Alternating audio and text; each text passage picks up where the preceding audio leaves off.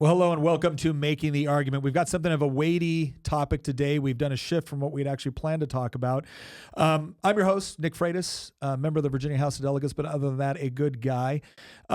Unfortunately, my beautiful bride, Tina, could not be in the studio today. Queen of the Bees is busy at home because it is my youngest daughter, Allie's 17th birthday. So she's getting everything prepared for that. But we do have our political prognosticator and resident historian, the Oracle of Virginia, Christian Hines. How you doing, Christian? I am still trying to get over the fact that I was on a ship for about 6 days, and I'm not used to standing on land right now. Today is a pretty weighty topic. Yeah, today's a weighty topic. We're gonna talk about the shooting that took place in Madison, Wisconsin. And look, anytime that there is a school shooting, obviously it's one of the most horrific events that can take place. It's the taking not only of innocent life, but of the innocent life of children, because we appropriately see children as not only the most innocent, but also the most vulnerable within our society. And so for someone to deliberately target children in order to make a statement or make other people feel their pain or whatever else it might be is especially horrific, because you've not only killed an innocent human being, you've robbed them of their entire life. And it is perfectly justified for people to be outraged by this. In fact, you should be outraged by this. If you're not, there's something wrong. But then inevitably, the next thing that happens is solutions are offered in order to try to address this problem, which is, again, appropriate, right? Because this is a problem we should want to solve. This is a problem that we should want to collectively solve. And here's what I'm going to say. There's nothing wrong with an emotional appeal in and of itself. But the emotions that you feel in a tragic situation are an invitation to thought. If you have the emotion and you immediately react on it, well, then chances are you're not actually solving a problem, or you're solving the wrong problem, which is to say you're solving the problem of the way you feel about it. You're solving the problem of the angst you've experienced, and now you want to do something because that's going to solve the way you feel about it. Well, that's the point where reasonable people step back and they say, okay, I want to not only solve how I feel about this issue, I want to not only feel like I'm doing something relevant to prevent it from happening, I want to actually understand it in such a way so that I can prevent it from happening. I want to understand the trade-offs that are inherent in the decision-making process and the political process for determining how do we stop a horrific act from happening while mitigating any potential second and third order effects. That is what someone that I would argue is not only reasonable, but is genuinely concerned with stopping this from happening. That's the process they utilize. They take the emotional, they take the visceral reaction that they have, and they turn it into thoughtful analysis and understanding of the problem so that they can craft solutions which give us the best possible chances for mitigating the problem while simultaneously mitigating potential negative second and third order effects. That's what you do. And that's what we're going to attempt to do here today. Okay, so let's do this first. Let's kind of jump into, I pulled up, if you pull up the updates from, the AP. So the AP has they have kind of a ongoing thing where they're giving constant updates on what's going on within this process. And what I want to do is I kind of want to scroll down to the earliest portions of this to describe what was going on, because it's not just about what we know right now. Part of it too is about understanding what gets immediately reported and what you end up finding out later. Because a lot of times what will happen is people start to formulate their opinions on a particular topic based off of the first information that gets out. And then you end up learning later, because it was interesting. I went to one kind of news aggregation source, and there was one report, 5 people dead, another report, 3 people dead, another report this, another report that, another report we didn't know the shooter, then we didn't know the shooter and who was the shooter. And then so all of that extends over time. And we've had sometimes people ask us, why don't we jump out ahead of this stuff a little bit quicker on our podcast? And the reason for that is because we have not established ourselves to be something to give you updates on news as it's happening. We try to sometimes let things develop a little bit more so that we can provide a little bit more detailed analysis. Again, our show is making the argument, not updates on the latest news as it takes place. So some of the initial reports that came out of there. And then one of the first ones that we see that took place was death toll rises to 5. Police have blocked roads around Abundant Life Church. Governor Tony Evers has been briefed on the situation. Just in, Madison police now say 3 dead, not 5, and shooting at private Christian school in Wisconsin.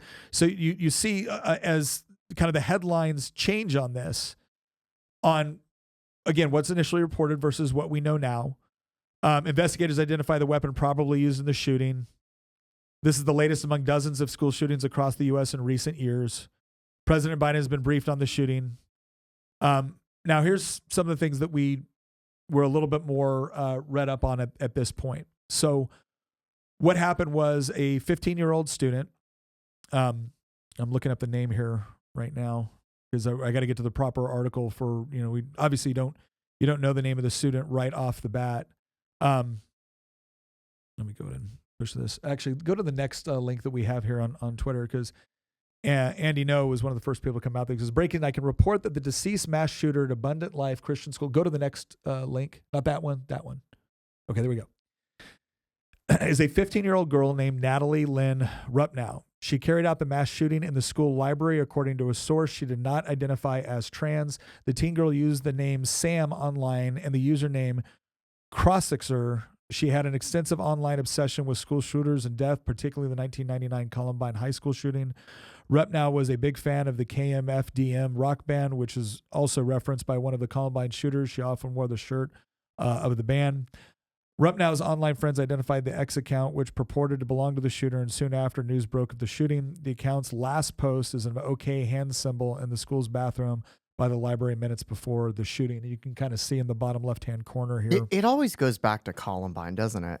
Like every single one of these shooters references Columbine, talks about it somehow. Like I remember here in Virginia, the Virginia Tech shooter in 2007. Talked about Columbine as well.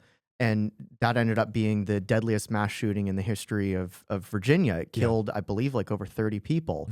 And I think part of the reason that a lot of these shooters reference Columbine is because before Columbine, this wasn't a common thing. No. We had this like era of optimism. And I know we're going to get to it later in the episode. We've got this staged in parts. But I just want to tee it for the audience that, like, if you think about it, in the 90s, we had this era of optimism, right? The Cold War had ended. The economy was booming. It seemed like we were at the end of history. Francis Fukuyama wrote this book talking about it. Like, people were very optimistic. And then Columbine happened. And in some ways that in 9/11, and then you could also argue maybe the implosion of the dot-com bubble. Those three things together kind of ended that era of joyful optimism that you saw shortly after the Cold War that lasted for about a decade or just under a decade. And when you look at what happened before and after Columbine, again, like school shootings were exceedingly rare. It's not that they didn't happen, but they were exceedingly rare up until Columbine. And since then, they've become almost normalized in a very twisted and sadistic type of way. And I find it so fascinating in a horrific way. I find it so fascinating that so many school shooters reference an event that took place before they were even born. This girl didn't even, she was born after Columbine, and she's referencing this type of thing. This happened 25 years ago. And yet it's left an impression in American history and in our public consciousness that hasn't disappeared. And I think because something really started to happen around that time that changed the dynamics of how kids are growing up. And sorry, I know that I've taken us a little bit off track, but I just wanted to bring that up because it's just something that weighs on me, that I keep seeing this happen. Whenever there's a shooting, there's like a 50% chance that the shooter references Columbine for some reason. Well, and again, some of the motivations for this particular, so again, what we know is a 15-year-old girl went into the school that apparently she had attended. That's not surprising. Yeah, apparently she had attended. But the question has been like, what has been the motivation? So she had, I believe, a semi-automatic pistol. There was somebody else that posted something. And if we go to the next link, I want to get into this. Do we know if this is real or not? I've seen a lot of people debate how accurate this manifesto is. That's the part we're not.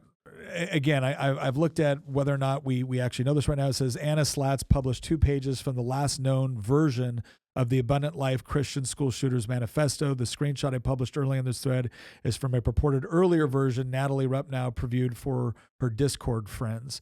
So, again, we're trying to be careful on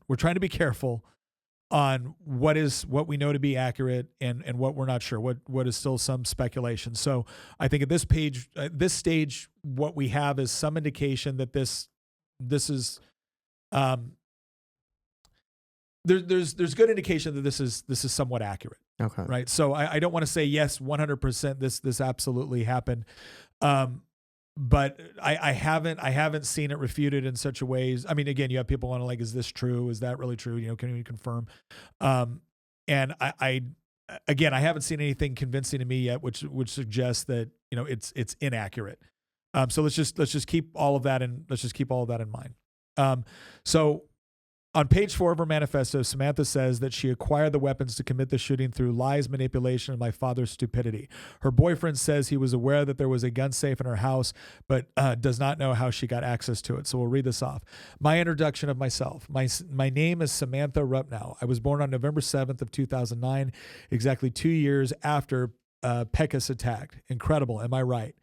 Nobody knows I'm doing this. I got the weapons by lies and manipulation and my father's stupidity. I planned on shooting myself a while ago, but thought maybe it's better for evolution rather than just one stupid, boring suicide, which hopefully will reach that point. I planned this myself and nobody else. I act alone. There would have been no way to change what has happened. You can't and you never will know. You never cared to know much to know anything about me. I'm glad you don't know. I want to go into some of the other aspects of what she wrote. War against humanity, the creation of a disaster and why it is so unfair. Hatred, something everyone has gotten in a sense some people think it's pure nothing, but because of the hate they make, it ends up killing them without knowing it, which go right ahead. I don't mind, but kind of do at the same time. This is somewhat difficult to read because it's almost like she's having this inner dialogue and writing it down. You are just simply nothing but scum to this world or to even think about. Nobody should want you or your body in any way. I hate seeing people on a daily basis just being so sensitive. Gives me one more reason to take off my glasses. The human scum is color and the way people are raised. I've grown around people who do not care or give one single care in the world and smoke their lungs out with weed or drink as much as they can, like my own father. I've grown to hate people and society. It's truly not my fault, though. It never was. But all of you and the world have done to me is pick and tease me. You've pushed me into a corner with no help whatsoever. Humanity is filth, and I don't like filth nor want to live in it, nor should anyone else, and I know it follows me and how it has followed me and will follow everyone because of how the world is ruined. There was so many things I wanted to do as a kid, yet I can't admit I was afraid of the other kids and also even with my own parents, but I don't even trust them. And at that age, as well as I didn't, and I never will. My parents are scum. There is nothing that will save them to make me think good of them ever again.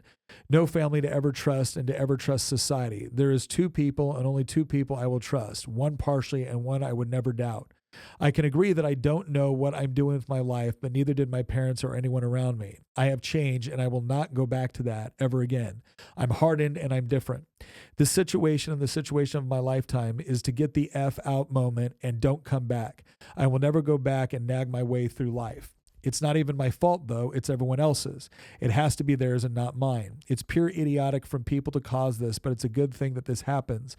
It always is, and there will always be a reason for this and reasons for the other shootings unless it's some Indian guy who wanted to blow up just for the fun of it, which is what those people do. I find that a bit funny, not really funny to the point I'd laugh my ass off, but still, maybe you get the point here, or maybe you don't and think I might be crazy. Maybe you'll see me as a weirdo, a freak, just as some of you do now, but I am not. I'm not like the others. I would never, ever want to be like them with how they think and what they do on a simple day. I hate how the population thinks, grows, and talks, and how they make romance fake. If only some days we could do a public execution, that would be gladly needed. I wouldn't mind throwing some stones at idiots or even watching from the far back when they get hanged. Twitter can prove that for a fact, or so I think, and I think a lot more than some people think I do, or maybe they don't think what I think because most people can't do what I'm going to do. Death is something most people need to embrace and accept rather than running from it. Let me move on to the second page here. Once you know, you'll you'll be proven guilty on all charges and wish to be killed in any good way that is not simple and is more painful than anything, or at least I would hope on that behalf. So again, it's kind of hard to piece some of this together, but obviously you're dealing with somebody that I mean, you're not in a mentally well state when No. you're writing stuff like that anyway. You see it with a lot of manifestos from shooters. It's not necessarily, poetry, right? Yeah. But what I've caught is a couple things just listening to it, because I have not read the whole thing until just now, just listening to you. She's blaming other people. Yeah. Right. There's a line in there about how it's everybody else's fault. It's society's fault. It's not my fault. You see this a lot in shooters, not just school shooters, just anybody that commits mass murder. Right. They're projecting blame onto usually the people that they're targeting. Right. Mm-hmm. Obviously, it's easy for you to just say this is mental illness. Obviously, to some degree, that is a correct conclusion. Right.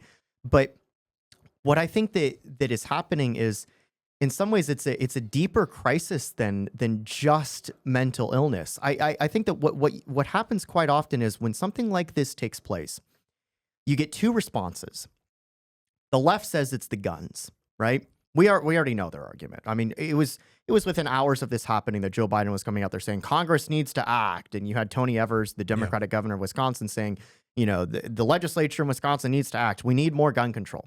I want to get into that part a little bit later. Okay. So if we know what their argument is. Yeah. But usually what happens on the right is that the right will then turn around, and obviously they'll say it's not the guns, it's the shooter. But sometimes they'll go a step further and they'll say this is a mental health crisis, right? This is mental illness running rampant. Yeah. And it's not that that's wrong. In fact, in many respects, that's correct.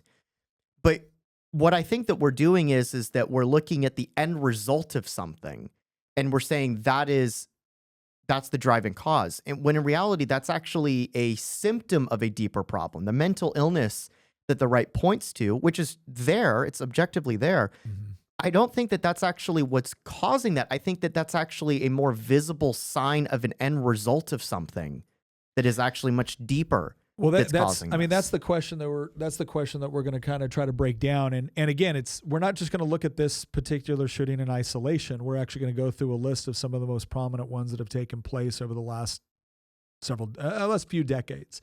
And we're going to try to find, some sort of a common thread there. I want to read this second part that was posted on X: revolution and population. The revolution should be well, the population should be well, but it's not and never will be. I want to change that, but will I truly? The population of scum has been worked over the years, as it did during the wars and fighting over what should be right and wrong. The sick people will dissolve into dust and be forgotten about. You will ruin the human population and turn into horrors of filth and beings that shouldn't live. Whores and scum are things I hate the most and will always hate. You have no meaning. You and your parents should be hanged in front of everyone. I'm not going to say the next word, but in words, though, worse. Only once you sleep with one, you are one. I don't care who you think you are or what you've done good for this world of yours. It will never matter because you will always have no thought and no brain to continue with. I hate looking at some of the people in society and seeing what they are and what they do with their lives. Like, how does one do that? But I know how, out of scum and just pure, she says retardedness. I'm glad to be different and not the same as other people. I know how to be formal. I know how to use my words. Even if I get mad at you, there has always been a reason, whether or not I despise you or just because I can. Some of you guys really do deserve the execution punishment. Rather painful or not, you deserve to be dead, but yet doesn't the whole world deserve that? The main target has been anyone with some sort of feeling or being of knowing any action to turn you wrong and left rather than the right and the better. Either way, I will always hate humanity, and it will never be overruled. If somebody is so overruled, and I shall never see that day, and knowing how this world is and how everyone is scum of filth, nobody will ever overrule it, and all everyone will be is the same worthless thing. Oh my God. Out of all serious talk, though, however anyone forces either religion on others or how some people just disobey the right from wrong and using the wrong for the worse. What I am simply doing is not wrong one single bit, maybe sure to some people due to its harmful studies according to some people. The hate I get and the hate you get is mutual. You hate me and I will always hate you as well, no matter what you've done to me, but you will always have a little place of hate. I don't care what you think, though, not what I ever really I'd rather be dead than sit in a room all day, no matter if it's school, work, or even my own room. Even if I like being alone, I will never be like anyone else and ruin my mind. I am a part of the real thought and the real revolution. This is just... There's a lot to unpack there, isn't it? There is, but it's one of these... And we'll get into this a little bit later because, let's just get into some of this right now. This is gobbledygook. This is the sort of thing, and look, and I'm gonna make a larger point here. This is the sort of thing that you see from people who have been convinced that their innermost feelings are just absolutely brilliant, and when other people don't accept it, it's because they're stupid and they're filth. It's not because there might be a problem with your reasoning. It's not because there might be a problem with your form of expression. It's just that nobody understands how deep and incredible your thinking is. And I'm not trying to read too much into her thoughts of herself, but I'm looking at this going, there's something incredibly arrogant about this for somebody that can't put together a coherent sentence.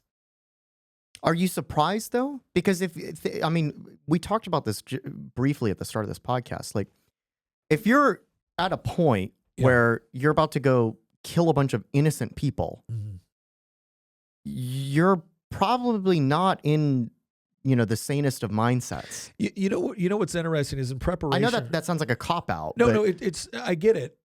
I was in preparation for this. I was reading through way more kind of like manifestos and school shootings from other people that have done this in the past.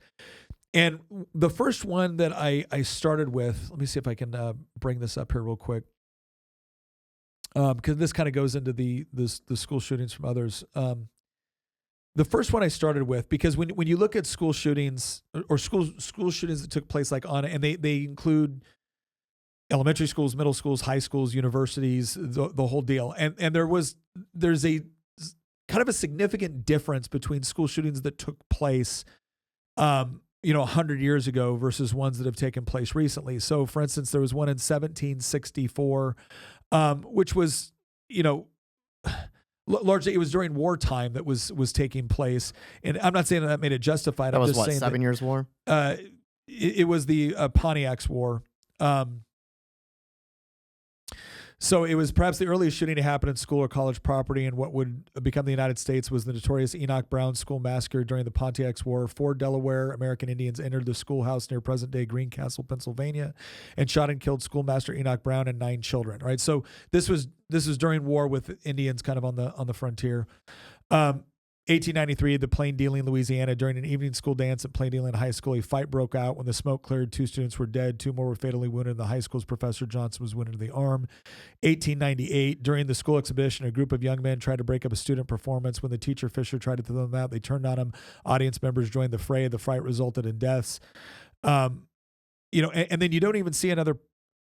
You don't see another school shooting in this list. That's not to say that one didn't exist until 1940. And that's outraged by his dismissal following conflicts with other staff. A 38-year-old Verlin Spencer shot and killed 62-year-old superintendent. Here's the point I'm There are getting 3 to. fights in a row, I've noticed. Yeah. They're confrontations. It's not, you can't really say that it's mental illness. It's altercations that turn violent and deadly. Yes. And so in each one, you're looking at the motivation behind the shit. And it's wartime where Indians were attacking a schoolhouse. It's, an altercation, which, as bad as it is, makes sense in our mind. We can make sense of the process where, okay, a fight broke out and it got violent and it got out of control. It's not really until 1966. The Texas Tower shooting. This is the Texas Tower shooting. But when you actually read what Charles Whitman wrote and his reason on everything, you definitely get the idea that this guy was very disturbed. He actually recognized that he was disturbed. He did. Apparently he had a tumor that the autopsy was conducted that determined that it might, we don't know for certain, but it might have altered his behavior, because Whitman was a pretty normal guy actually until I think about a year or two before the shooting. He was in his mid-20s. I know a little bit about this shooting because it's actually mentioned, I think, in Full Metal Jacket. There's that scene where the who is it? The drill sergeant is asking, does anybody know who Lee Harvey Oswald is and Charles Yeah, Whitman? yeah. And he's like, I think they were like both They're former Marines. former Marines. Or former military. I know. Definitely ex-military. Definitely Yeah. ex-military. And this is not as well known, the Texas Tower shooting, but it was the first like major. Again, it's not as famous as like Columbine or Virginia Tech, but it was the first major shooting that killed quite a lot of people because he climbed to the top of a very high lookout point over the University of Texas and then started sniping people with a sniper rifle. Yeah. And it took, I think, like an hour or two before the police took him down. And he was able to kill what is it? It was 18 people and 31 wounded. But Whitman actually, I think shortly before the shooting, realized that there was something wrong with himself. The problem was that he didn't get the right treatment, obviously. Yeah. But in his case, so you could say it's mental illness, but it wasn't driven by a form of active nihilism. Yeah, and we'll get to that later. Yeah, I don't want to. I really want to keep the part that we're going to talk about on the philosophical side of this and it's coming right up. But the point I wanted to say is that when you read what Whitman had to say about this, again, it's coherent. I can actually understand what his motivation is. It's deeply flawed, and on some level, he understood there was something flawed in what he was doing. Because he went through the process of he killed his mother, he killed his wife, and then he went and to the tower and started shooting. But he writes about how much he loved his mother, and this was something where he felt like he was releasing them from the burdens of life and from the burdens of the shame that would happen once he went and did what he did. And obviously, that's not a moral justification. No, not at all. The point of all of this is not to suggest that any of this was okay. It's to say that it was coherent. It's coherent. It's coherently evil. Yes. But I understand kind of what's going on. Now, in 1966, the Rosemar College of Beauty shooting, 18-year-old. There's a lot of question on whether or not you should mention the names of shooters. And part of this is obviously in order to prevent the desire for them to be famous and things like that. So I'm going to do my best to do that. I know I already messed up because I mentioned the name of the shooter and there. So I apologize. I'm not trying to do that. I'm just trying to get information out to people. So this individual took 7 people hostage at Rosemar College of Beauty and ordered them to lie down in a circle. He shot each in the head. 4 women and a 3-year-old girl died. A woman and a baby were injured but survived. This guy came in and he was arrested. He died in prison. He came right out and said that he admired Richard Speck. He admired Charles Whitman. These were people that had engaged in these sort of shootings. And this guy was dealing with serious, like, evil mental health issues, right? He idolized people throughout history that were either, high-level political leaders or, I think Hitler was one of the people, which was obviously, a horrible human being. But he wanted infamy. Like, so this is someone that you're dealing with significant antisocial personality disorder. This is someone that, you could probably clinically diagnose as dealing with one of these issues. After that, you saw the Kent State shootings. Again, this was in 1970. This is one where National Guardsmen opened fire on protesters. Totally different circumstances. Doesn't, no real connection between the other two. 1976, you have the California State University Fullerton massacre. The gunman, 37-year-old, was a custodian at California State University Fullerton Library, killed 7 people and wounded 2 others in the library's first floor. Let me go ahead and I'm going to click into this real quick. I just want to see if they actually discussed the motivation here. The defense alleged that library staff members screened commercial pornographic movies before library opening hours and in break rooms, but Alloway's wife was not in them. Okay, so he was found to have injured a coworker at Michigan Plant a short time before the shooting rampage. He had threatened his wife with a knife and raped her. Alloway's apparent motive was that he had delusions that pornographers were forcing his wife to appear in movies. The couple had separated over Memorial Day weekend in 1976 after a blowup. His wife had filed for divorce shortly before Alloway attacked coworkers at the university. So again, you're dealing with and again, it says 5 different mental health professionals diagnosed him with paranoid schizophrenia. He presented a history of mental illness as he tried to commit suicide and had been hospitalized and treated with electroconvulsive therapy in the past. He was committed to the California State Mental Hospital System beginning at Estacado State Hospital. He was then transferred and held at Patton State Hospital in San Bernardino. In 2016, the 77-year-old was transferred to the less secure Napa State Hospital. The families of his victim protested his transfer. So this was a guy that, again, we're not just talking about mental health in this situation, that he felt bad about his circumstances, but someone that was diagnosed with something like paranoid schizophrenia, and you can tell by some of his actions that there was something going on there. The next one that we see is 1989. So I want to point something out here. Huge break between 1976 and 1989. So if we look at when these start, 1966, and you had a few in 1966, then 1970, then 1976, then 1989 is when we have the Cleveland Elementary School shooting.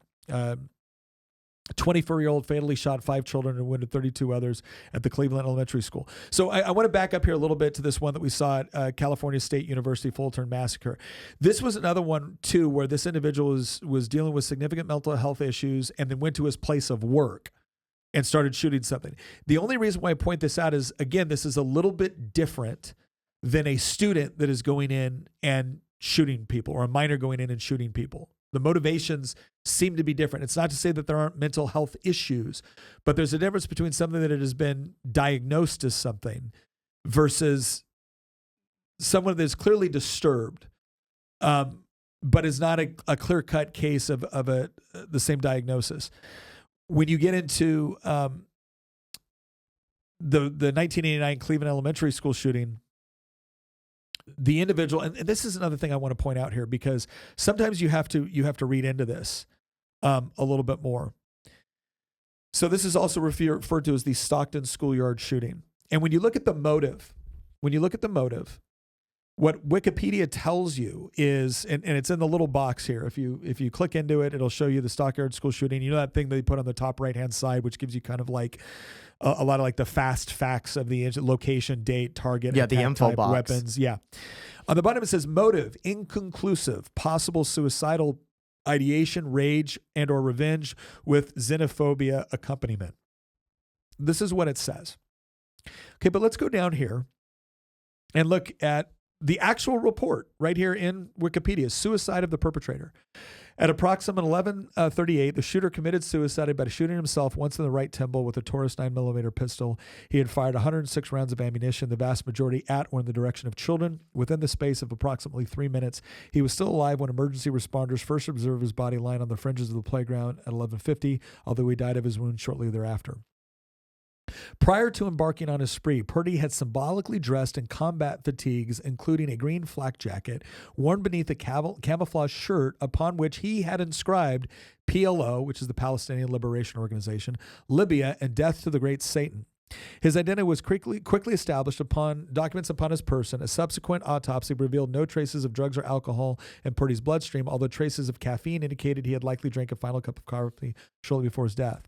An inspection of Purdy's rifle revealed he had carved the words freedom, Earthman, victory, and Hezbollah upon the stock of the weapon. One pistol also bore the word victory in white lettering upon the grip. Now, I think it's interesting that you can look at something like that, and for having them to say motive inconclusive, but then not mention anything about kind of the obvious political implications of what might have motivated him. Now, if you wanted to say inconclusive, but here's all but they didn't say that, right? Suicidal ideation, revenge, and xenophobia. You're not going to mention anything about the obvious political implications of the things that he chose to inscribe on his weapons and his shirt before he actually did this. And that's the part where you start to, the reason why I point this out is because you're going to see this in other areas as well, where when it comes to headlines or when it comes to info boxes, which keep in mind, everyone understands that a lot of times people only see the headline or the info box. They don't dig in. Why? Because we got a ton of information being thrown at us. And we tend to go for the stuff that gives us the who, what, where, when, why as quickly as possible. Not everybody has time for a 2-hour podcast. Not everybody has time for a 2-hour podcast. And yet, in the motive, they didn't mention anything about the PLO, Hezbollah, death to the great Satan. Like that, you didn't think that was relevant at all as a potential motivation? Obviously, I think that you could still argue that it's not even argue. I think it's pretty mentally disturbed for you to say, oh, I've been ideologically radicalized and I think Hezbollah are the good guys. Spoiler alert, they're not. And now I'm going to go kill a bunch of children at an elementary school in California because of but the Palestinian Liberation Organization fighting a civil war in Lebanon at the time. I mean, that was still ongoing, right? Yeah. Like that, you know, you're going to make no mention of that. But I think normal people though would look at that and say that's still mentally ill, but it's a different type of mental illness than what is gripping a large chunk of society today. Because in this guy's case, obviously he's a bad dude. Yeah. Obviously, I would argue, and Wikipedia apparently disagrees, but based on what you told me, it seems pretty clear that he was ideologically radicalized. And that's one of the things that I think is important for us to take a look at here is that it's when you look at somebody like the shooter with respect to the Rosemar College of Beauty shooting.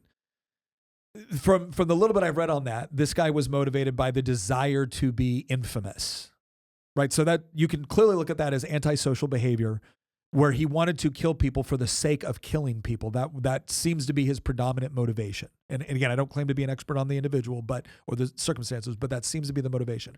When it's the other guy that we talked about with the Austin, Texas shooting, that guy seems to be motivated by he's dealing with, again, potential brain tumor, other mental health issue that is causing him to detach from reality, right? An obvious detach from reality. There doesn't appear to be any sort of like deep-seated political motivations to what he's doing, or even a deep-seated desire to just hurt people for the sake of hurting people, right? There's something more there that we're not.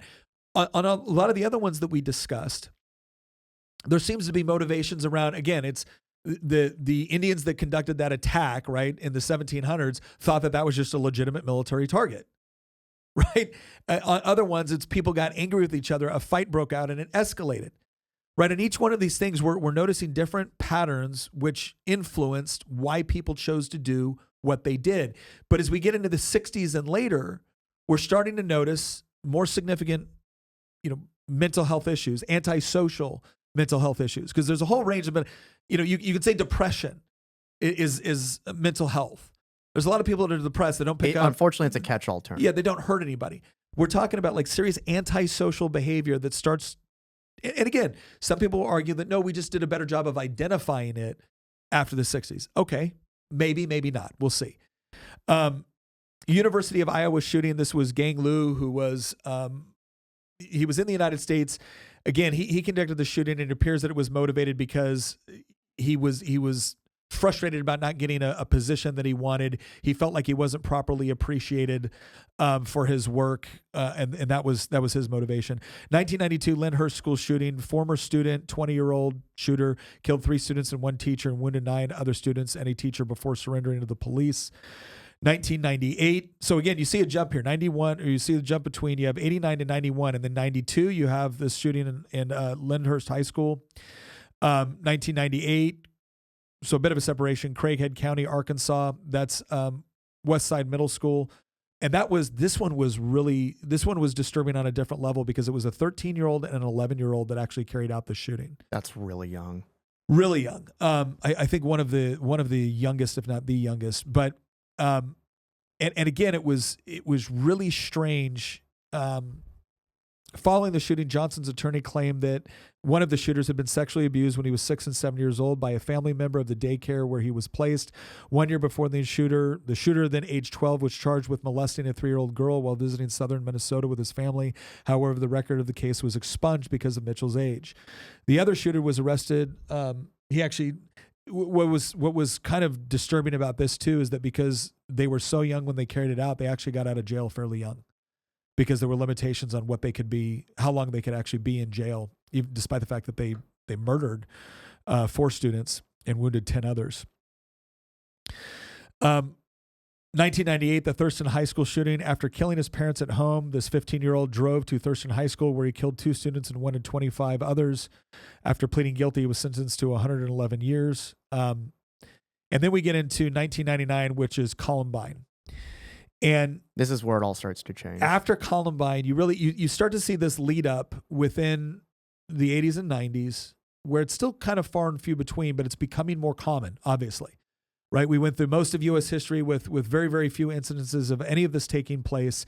And then in the 60s, it starts to become a little bit more prominent. 70s, 80s, but late 90s, it's really going to kick off. And I just want to bring up one final thing before we get to Columbine and what happens afterwards. Yeah. While you were reading some of the stuff off, I was actually pulling up a different list, which is list of school shootings before 2000 in the U.S. And they have a long list that goes all the way back to the 1700s as well. Yeah. But I've noticed that in all of them, and it misses some of these ones, right? These are notable ones where there's actual like casualties. A lot of the pre-1960 ones, you know, this is early 20th century, 19th century, you know, 1890s, 1880s, 1900s, 1910s. A lot of them are, they're usually like in a schoolhouse where it's like somebody's being bullied, or again, it's a confrontation or a fight, and then somebody will pull out like a pistol or something like that. And you get it happening a lot in like Western states and stuff like that, and in rural areas. And again, like somebody will get shot. And in many instances, nobody will actually die. Sometimes it'll be like one death, or sometimes it'll be one injury. But there's always like a very clear motive. And again, this is not to morally justify these things, right? But like there's always a very clear motive. It's like, this guy did something to me, I'm going to do something back at him. Or I'm in an altercation or fight with him, I'm going to do something to him. Or I have a grievance against this particular person, I'm going to target them because I know where they're working, right? And they're a teacher or something like that. You get this a lot where it's like teachers are getting targeted in the 1800s. Yeah. And so like what you see is these things did happen. They were not super common though. You could go like a year or two without them happening.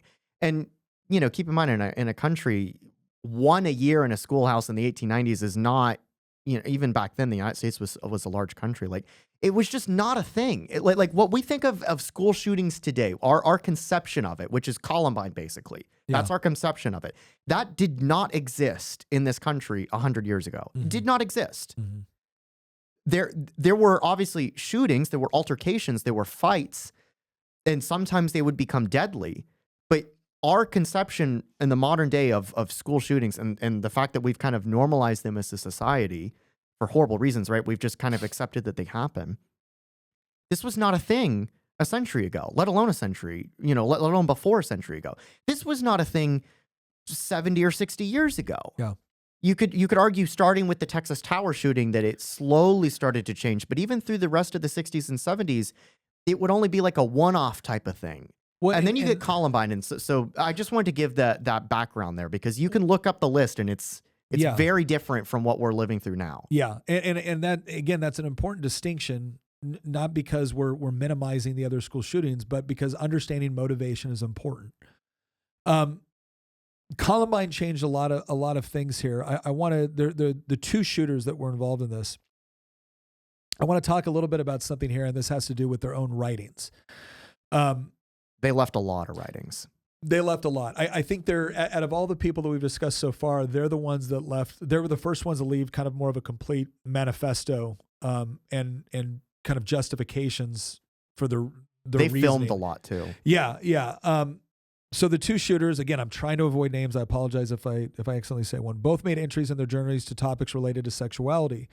Expressed shame for his sexual interests, which included bondage and foot fetishism, saying that my humanity has a foot fetish and bondage extreme liking. I try to thwart it. Harris described his desire for sex with women, especially his desire for raping and torturing women in his bedroom.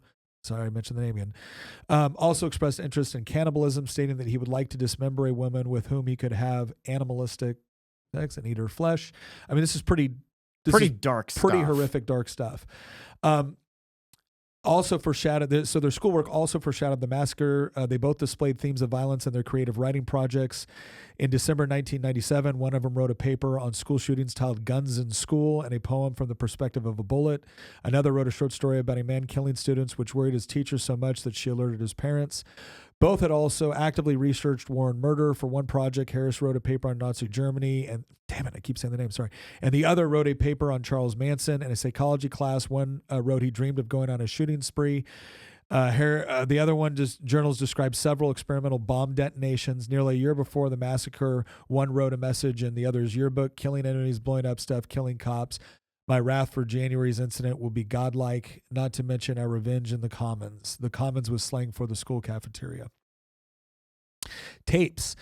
They both were both enrolled in video production classes and kept 5 videotapes that were recorded with school video equipment. Only 2 of these, Hitman for Hire and Rampant Rage, and part of a third known as Radioactive Clothing, have been released. The remaining 3 tapes detail their plans and reasons for the massacre, including the ways they hid their weapons and deceived their parents. Most were shot in the family basement and thus known as the basement tapes. 30 minutes before the attack, they made a final video saying goodbye and apologizing to their friends and families. It's always interesting, right? This idea to apologize for something that in one side, it's almost like there's this conflict going on within their mind on what is justified and why this is right, and then apologizing at the same time. It's a little bit strange. I believe one of them told a maybe not super close friend, because I believe that they feuded. They had an off and on friendship, but Yeah. I believe one of them told, like, the morning of the attack to one of these guys that they knew, at least an acquaintance, to leave the school grounds.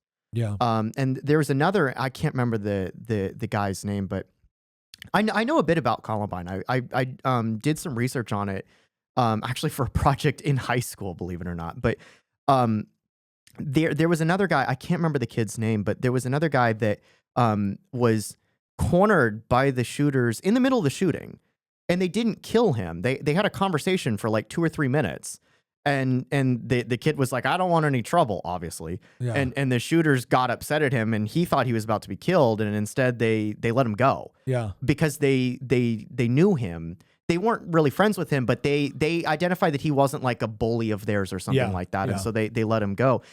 In the case of Columbine, the 2 shooters are, if you read their stuff, there is elements of like mental illness for sure. Yeah. But it is also sometimes coherent, obviously in an evil and sadistic way. But like their writings are disturbing, but you can actually understand what they're saying. Obviously, Yeah. you're not going to agree with anything that they're saying, but you can understand what they're saying. They are not they're not like mentally deficient. They're not they're not lunatic. It's a different type of evil. I don't know how to explain it. Like, it's, one of the things that, so one of the shooters actually wrote like natural selection on his shirt, and one of the people they targeted was somebody that I guess he had been bullied by, and you know it was this idea that this person has, I think it was, again, I'm not going to quote it perfectly, but it was this idea that this person has a physique. This person was not worthy of the physique that evolution gave him. And again, one of the shooters also dealt with a medical condition which kind of gave them a sunken chest, and they had been kind of mocked for it and bullied for it. And so it was this idea that this was justifiable. This was reasserting power. it's revenge. Yeah. Again, I mean, it goes back to what Jordan Peterson talks about with Peterson has this quote, and if you he says that in some ways the quote, and I'm going to butcher it just a little bit, but Peterson has this quote that says, in some ways leftism is a rebellion against God for the crime of being. Yeah. Now, that's not to say that the Columbine shooters are leftists, right? In fact, the kind of ringleader of the 2 of them was a huge admirer of the Nazis. He wrote all these papers about it. He left some of his personal writings praising Hitler. But to Peterson's point, it's take aside the ideological implications of what he means by leftism there. What he means is that there are people out there that feel kind of cursed by reality, right? They don't like who they are, right? Yeah. And then they lash out against people around them because basically they're resentful of who they are, and they feel inadequate for various reasons. Mm-hmm. And then that inadequacy manifests itself in a dark, almost like Jungian shadow that doesn't get confronted, and then it eventually explodes out in the open, and in the form of violence directed at other people.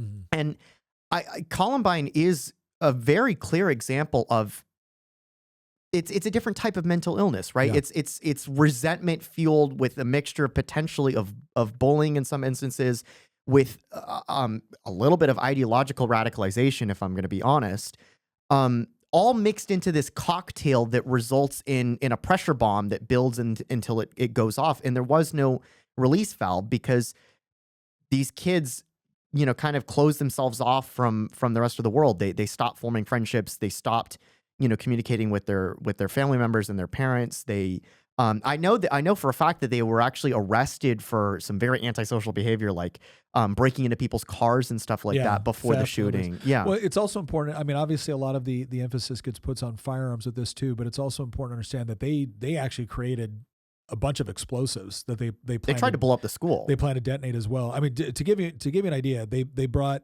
6 propane tanks on the morning of the attack. One was caught on a Texaco gas station security camera buying a Blue Rhino propane tank. Both cafeteria bombs included a single 20-pound tank, attached pipe bombs, and supporting gasoline canisters. Both car bombs were made from 20-pound propane tanks. 8 pipe bombs were placed in one car and one in the other. So again, this was not something that it was exclusive to firearms. They had guns, they had bombs, they also had knives. Again, I think the interesting thing which makes it different, and this is one of the questions that we got in the chat, was it's a question, maybe you're about to go into this, but why is Columbine the pivotal point in school shootings? Because they killed so many people. One, they killed so many people, but two, because it was 15 killed and 21 wounded. But I think it was also, I really think in some degrees too, it was also the amount of documentation they left behind on what their motivation was, the amount of stuff that we were able to capture on it, because there were other ones that took place, whether it was, the what was it? Look at the Lyndhurst High School, the West Side Middle School, Thurston High School shooting that obviously were also, horrific. But this one seems to be one that I don't, obviously there's antisocial behavior, but the thing that I think is different is the nature of the antisocial behavior. Anytime you're murdering innocent people, that's antisocial behavior. Yeah, by definition. Okay, but what is the underlying cause? Now, to some degree, these are the ones that are basically saying, I've been picked on, I've been bullied, and I have a right to push back against that. But they didn't just target people that had, the perceived to blame. They're going to murder the whole school. Hundreds of innocents that maybe have never interacted with them. And at the same time that they believe that was morally justifiable, maybe under a kind of a social Darwinianism aspect, they also had access, right, to obviously to be able to get firearms, but they also had access to the knowledge necessary in order to make bombs. Yeah. And so there's this merging of access to weaponry and access to knowledge in order to create weaponry, combined with a moral philosophy which allowed them to internally justify what they were going to do. This was not something where they just wanted to be famous for killing people. They wanted to send a message. Right? The guy that went into the beauty college just wanted to be famous for killing people. That you can look at that as, okay, this is entirely, sociopathic or psychopathic, however you want to. The Texas Tower shooter didn't want to be famous. He was dealing with a potential, brain tumor that affected debilitating. Yeah. But this is something where now all of a sudden we're seeing this motivation take form. Which is striking out and hurting the world because they felt like it had hurt them. Columbine is the first prominent example that I can think of. And this is part of the reason it has stayed in the public limelight 25 years later, and why it continues to this day to be cited by other shooters, many of whom now were born after Columbine. And in the case of this shooter in Wisconsin, she was born, and we need to at some point get to the fact that we're now seeing women engage in this, and that is not historically been the thing. It's always been men, and now that's starting to change, which is another thing to unpack. But in the case of this Wisconsin shooter, she was born in 2009. Yeah, that's 10 years after Columbine, and she's citing Columbine in some of her deranged writings. And I think that it's the fact that that it killed so many people, but it's also the fact that Columbine in many respects is a break from history. When you look at what took place before 1999, before April 1999, and when you look at what has taken place since then, they are different things. Mm-hmm. What took place before are one-off things where it's somebody wants to become famous, or somebody is dealing with a different type of mental health crisis that's brought about through, again, in the case of Texas, we talked about the brain tumor, or it's a fight, it's an altercation. It's, I have a direct grievance against this person. I'm going to take it out in a manifest that in a very violent way, right? I'm going to target this person at their place of work, or Yeah, we all get it. Yeah, we all get it. And then what's happened since Columbine is the first example of, and I hinted at this earlier in the podcast, it's the first example of active nihilism taking place. They're motivated by an ideological impulse that is rooted in nihilism. Yeah. The shooters, and I keep having to be careful because I know their names. The shooters in Columbine, they have some ideological tinge to their writings and their stuff. We know that the ringleader was an admirer of Hitler. Yeah. We know that they hated humanity. They had this burning. If you read the main of the two, obviously they were both responsible. When you look at the ringleader of the two of them, and you look at his own writings, it is dripping with hatred for every element and aspect of humanity. He hates his parents. He hates society. He hates, the rest of the world. He hates individual groups. He hates certain races. He hates women. He hates other men. And he all has like different reasons for them, right? He articulates them all. Yeah. But it's driven by this nihilistic impulse that then manifests itself in him admiring, bloodthirsty regimes. And in fact, actually, if you think about it, it goes back to something that you and I have talked about like, notice how like these evil nihilistic men, they don't really admire like communism. They'll admire Nazism because it's an evil manifestation of some of these traits that we've talked about. Masculinity actually being an example of that. It's an evil manifestation of it.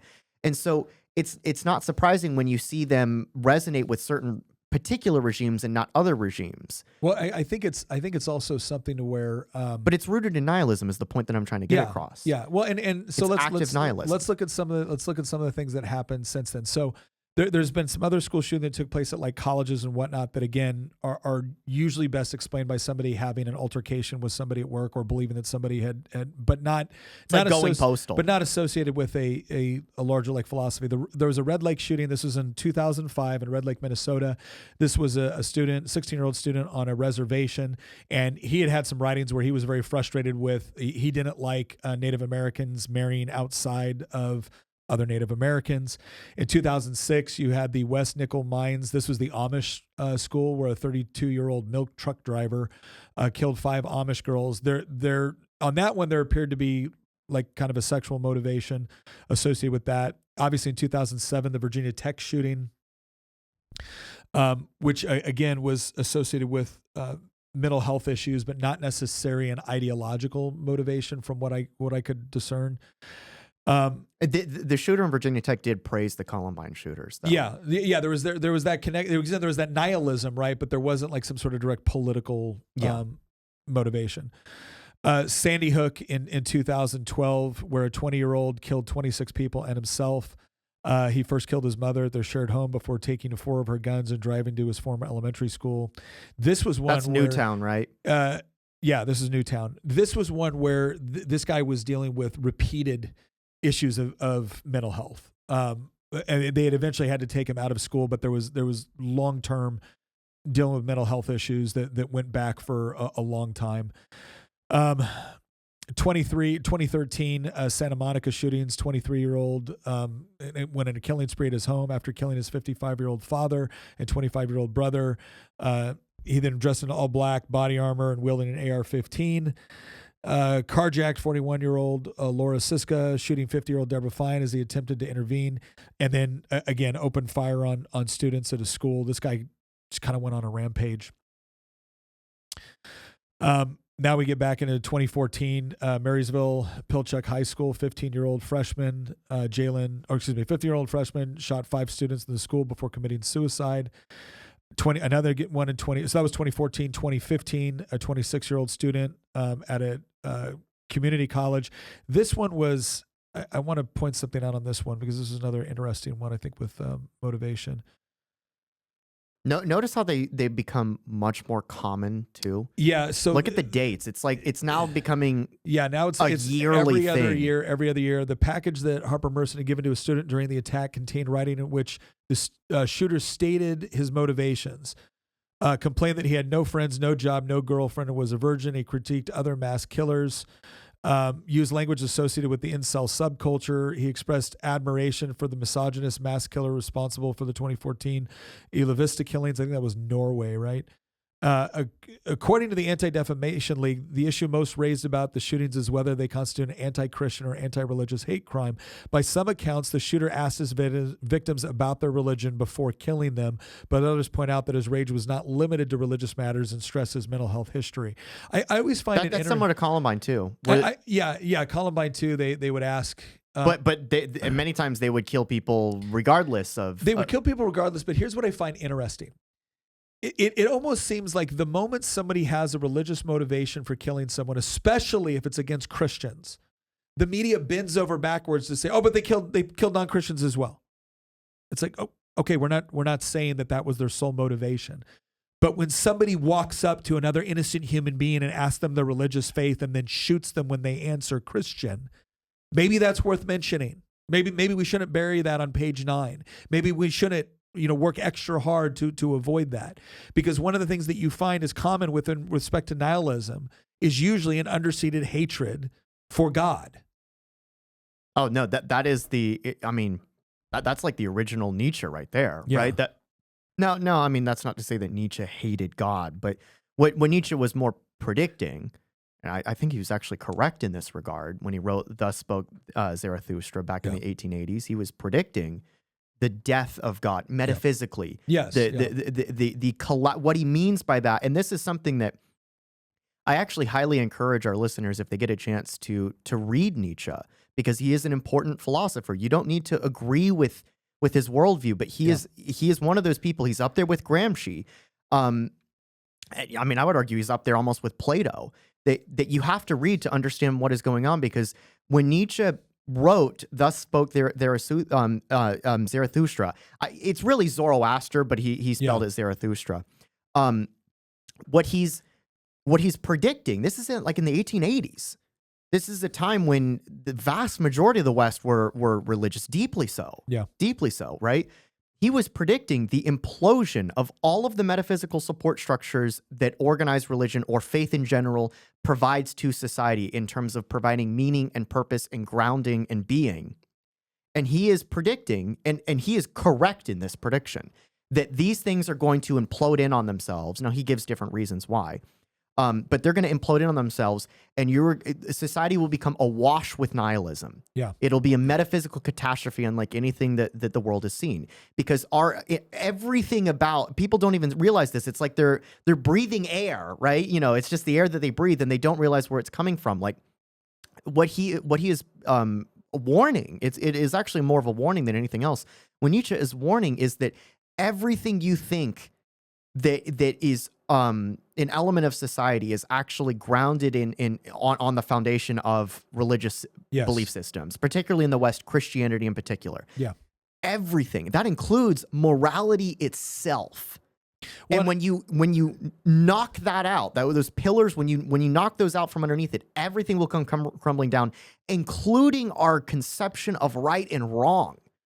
That is a because he had not only So Speaks Zarathustra, but also Beyond Good and Evil was again, it was him trying to both rectify and predict what would happen when you remove society's moral foundations or society's foundation for objective morality.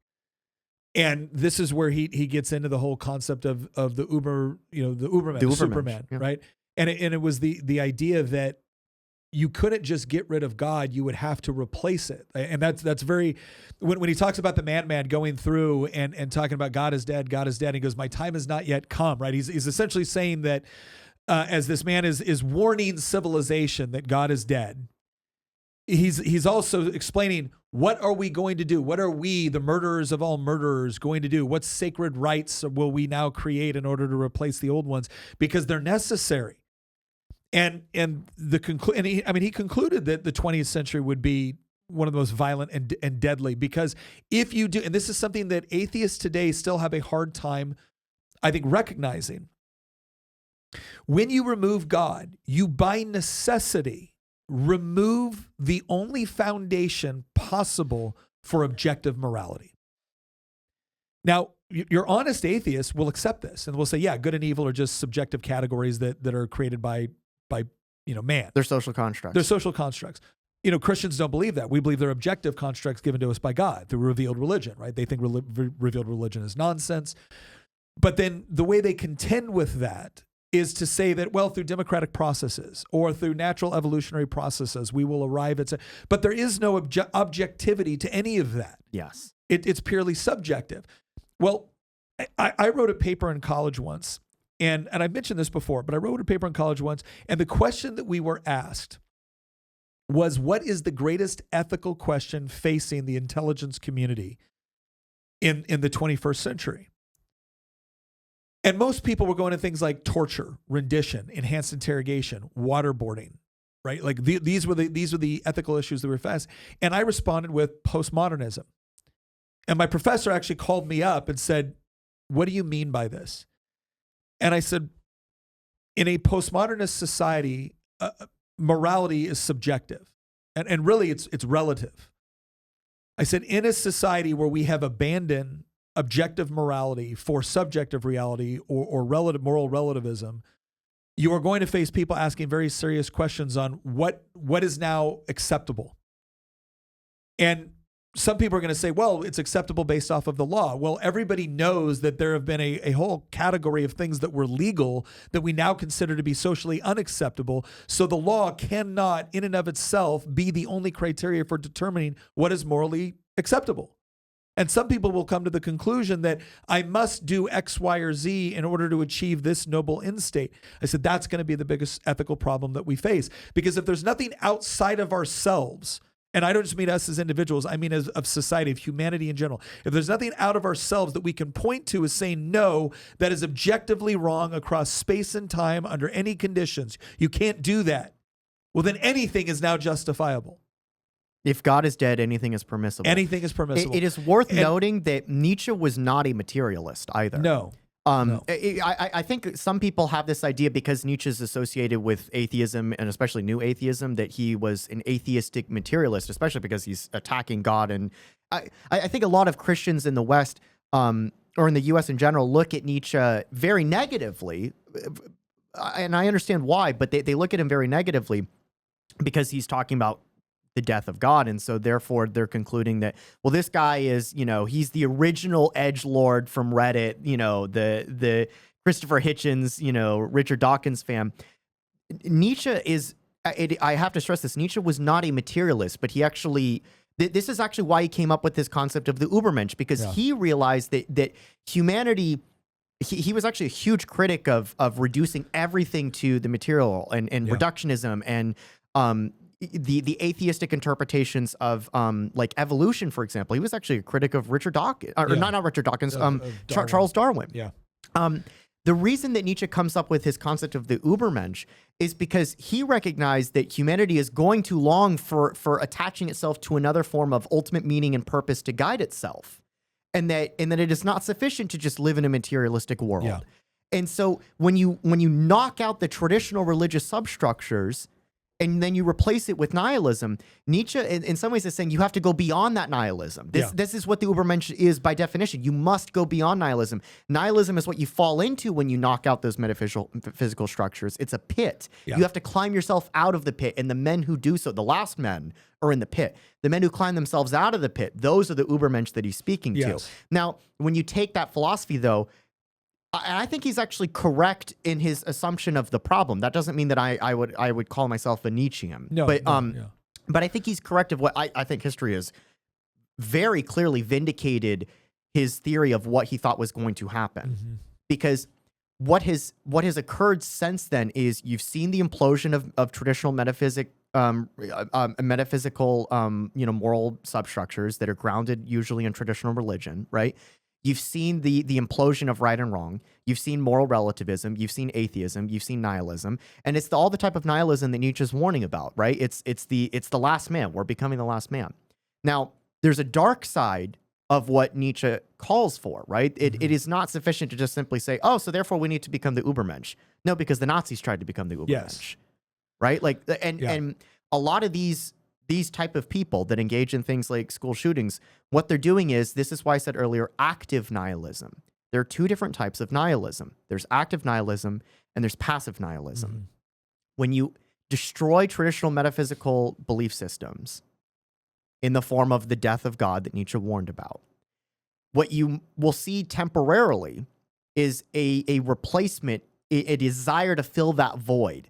And that desire will almost always, because there is no metaphysics for you to cling on to, right? You can't go back to Aristotle or Plato. Even if you knock out Christianity, you can't go back to the Greco-Roman tradition, because all metaphysical belief systems are now rendered irrelevant at that point. So if you take out Christianity, you're also taking out all of the philosophy that goes into Christianity, like the concept of the logos itself.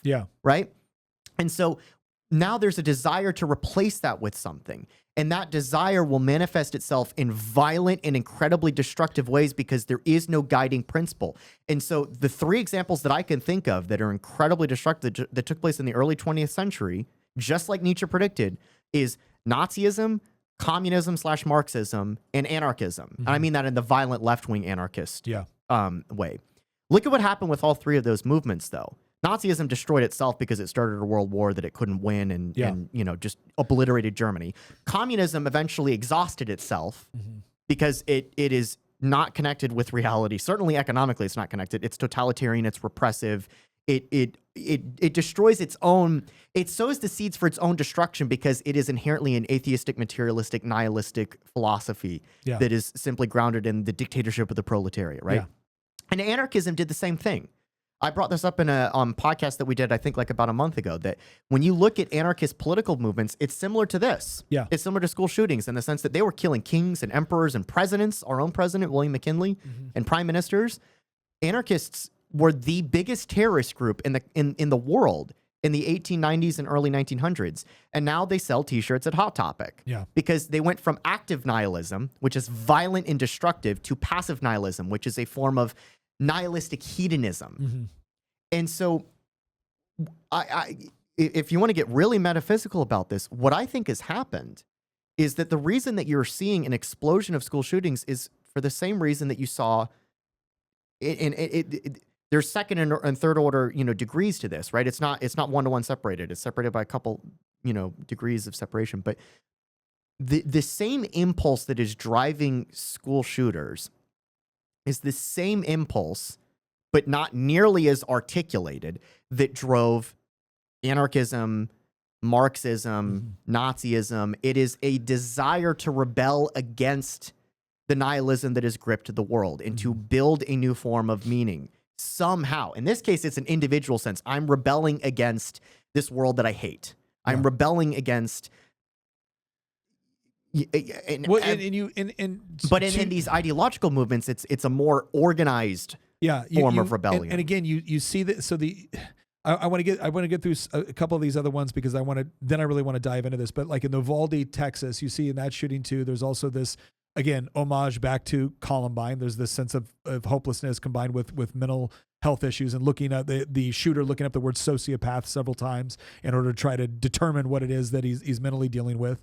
You see this in Nashville shooting. You had somebody that was, again, trans. You had the shooting. You also had that other shooting in Colorado where, again, the initial response, especially from the left, was, oh, this was targeting against, homosexuals, remember the LGBTQ community, until they found out that the shooter was also a member of the LGBTQ community.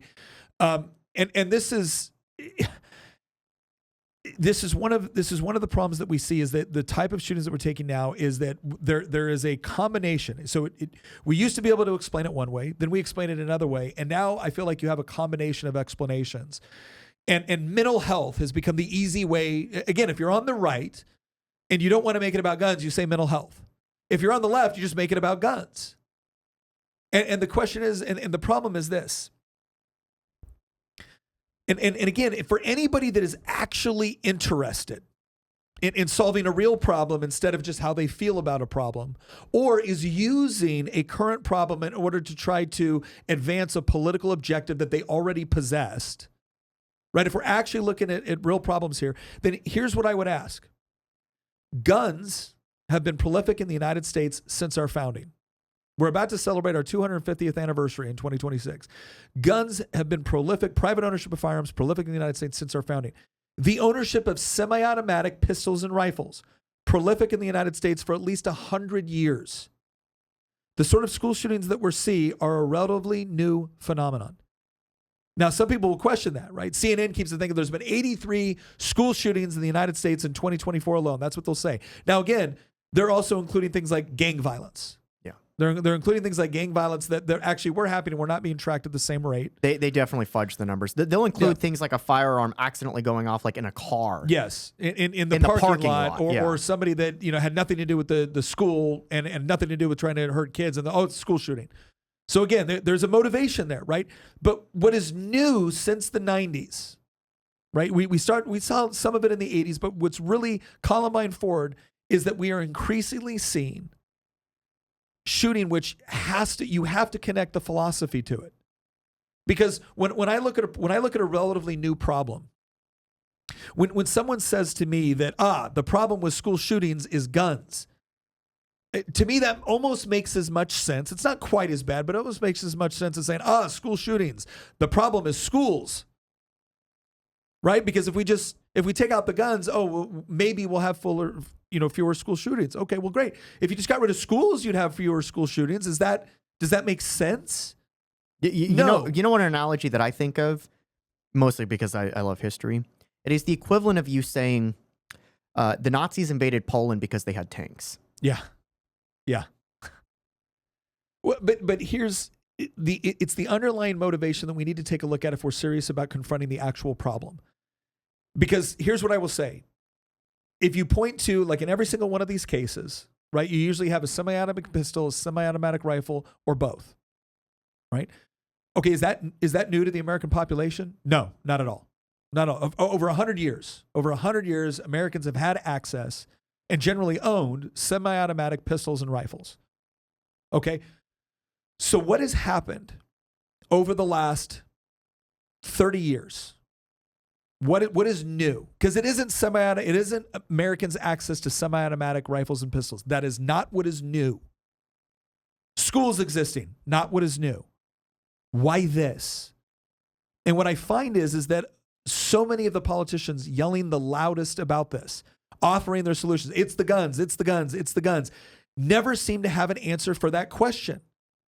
And it leads me to believe that they've always had an issue with the guns, and now this has become the most effective argument against the thing that they always had a problem with. Because if you were really concerned about a new problem, you would start to look at what has changed. And what has changed is not access to semi-automatic firearms. What has changed is the predominant cultural narrative within the United States. That's what's changed. I think it's even deeper than the cultural narrative. I think the cultural narrative is the end result of a metaphysical crisis. I don't think it's a crisis of culture. I truly think it's a crisis of metaphysics. I think it goes as deep as you can possibly go. But those two things are not mutually exclusive. No, of course not. That's what I'm saying is because the culture has attempted to adopt, it has only become recently popular within world history to completely reject any of the moral foundation, to completely reject the moral foundations that were provided by religion. Now, does this mean that I believe that all religions are great and wonderful? No. I mean, I'm a dedicated Christian. Everybody knows this. And so I obviously believe that Christianity is true. That's why I believe it. I don't believe it because I find it helpful. I believe it because I believe it's true. Now, what that also provides is a very, very firm moral foundation for right and wrong. It's a moral foundation that I'm not allowed to tinker with. It's a moral foundation that also provides a groundwork for punishment. Right, which is not exclusive to this life, right? Now, there's a lot of people that will point to other countries and say, well, Nick, they have more progressive issues. They have more progressive politics. They have more progressive gun laws. How come they're not dealing with these sorts of issues. Oh, they are. It's just manifesting in a different form of nihilism. Thank you. Right? Like this is the idea where it's, well, because it's not a school shooting, therefore it's okay. I agree that a school shooting is incredibly horrific. And what it does is it allows us to immediately focus on the manifestation of evil in a way that is difficult to replicate in other senses. I have a question. But if you, I'm not done. Okay. Sorry. But if you look at the underlying motivation for what these a lot of these younger people are doing, if you take away the gun, do you think you've taken away the problem? Do you think you've addressed the fundamental issue? Not to mention the fact, and this is really important, because when I said at the very beginning of this podcast, how do we deal with the problem with mitigating potentially bad second and third order effects? You want to know who has perpetrated the worst mass murders in all of human history, to include those against women and children and non-combatants? Governments. Governments have. Usually against unarmed populations. Usually against their own population. Usually against their own populations. So here's my question. Are you really saying that the only possible solution that you can conceive of to deal with a problem that has become prominent within the last 3 decades is to deprive millions of innocent people that have done nothing wrong with the means of them to be able to defend themselves, whether it be against a criminal, whether it be against an invading army, whether against to be a tyrannical dictator? That's the only solution you can conceive of? And you have no conception of the potential negative second and third order effects of what happens when people are no longer capable of providing for their own self-defense. Because in order to deal with this very significant problem, the only thing you could conceive of was infringing on the rights of millions of other people that did nothing wrong. Can I play devil's advocate for a second? Yeah. And this will tie into the question that I wanted to ask you. I think that the problem is that politicians, by definition, by nature, deal in the world of technical fixes. Yeah.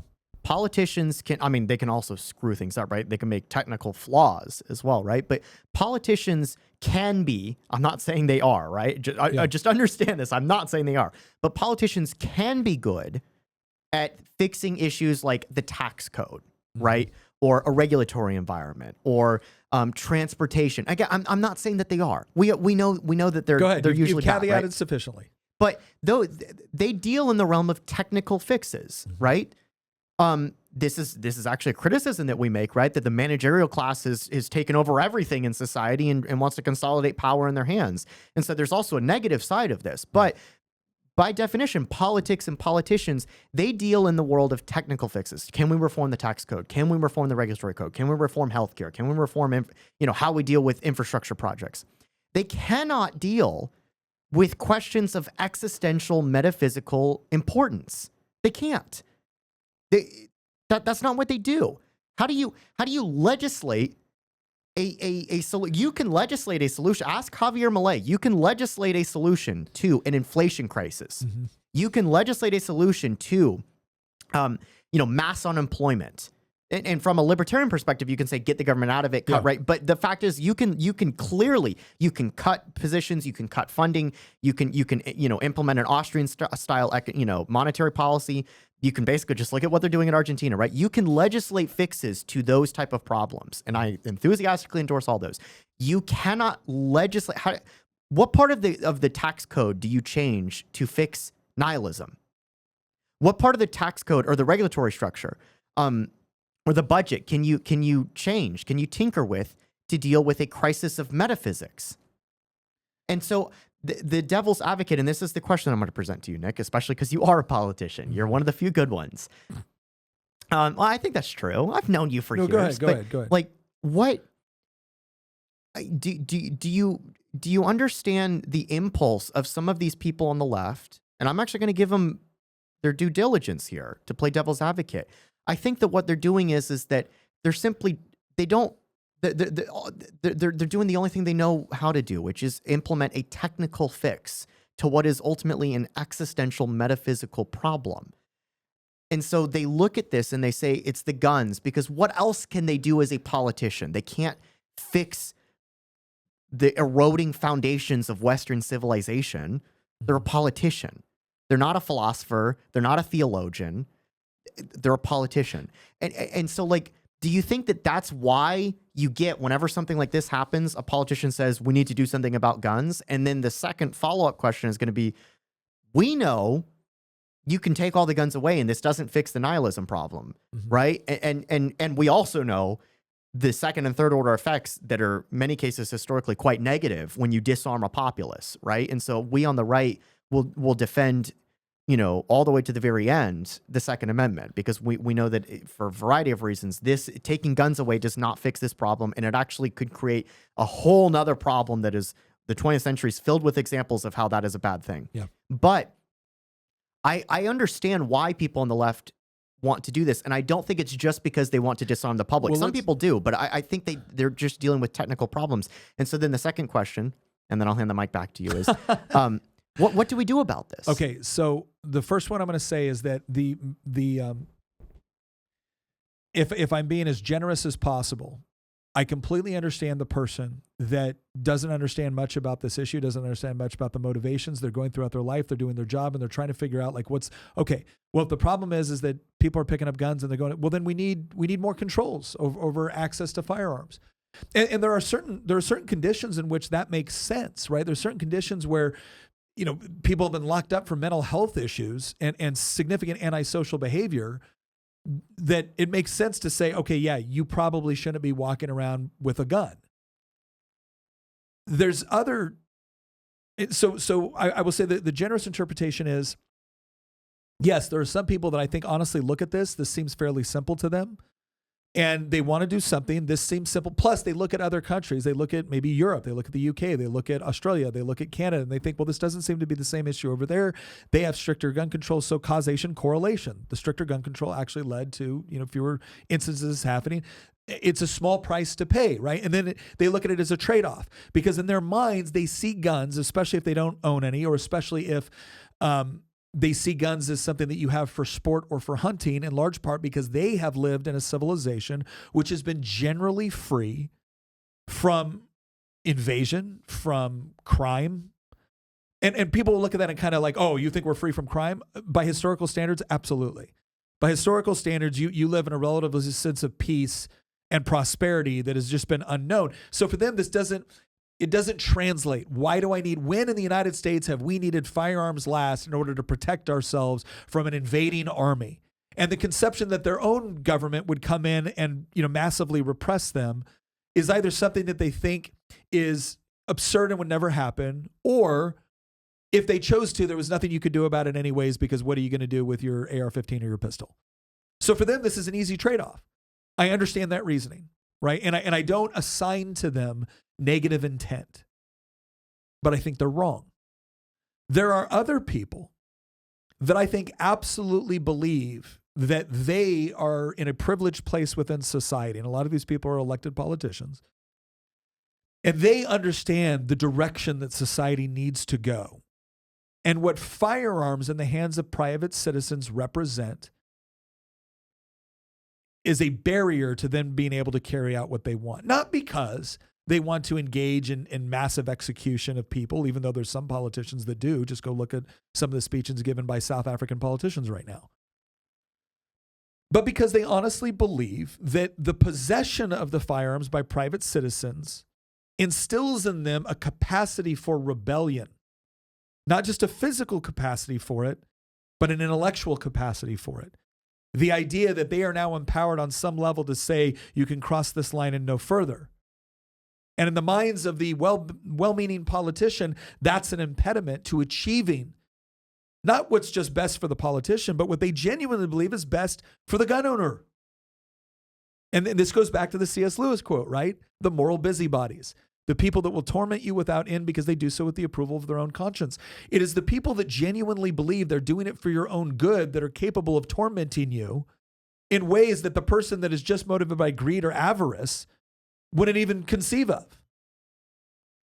And so that's the dynamic that you're working with respect to the individual motivations. At the same time that we should not assign negative intentions to everybody that looks at something like this and believes that gun control is the answer, we should not assign, appropriate or noble intentions to every politician that wants to take your guns away.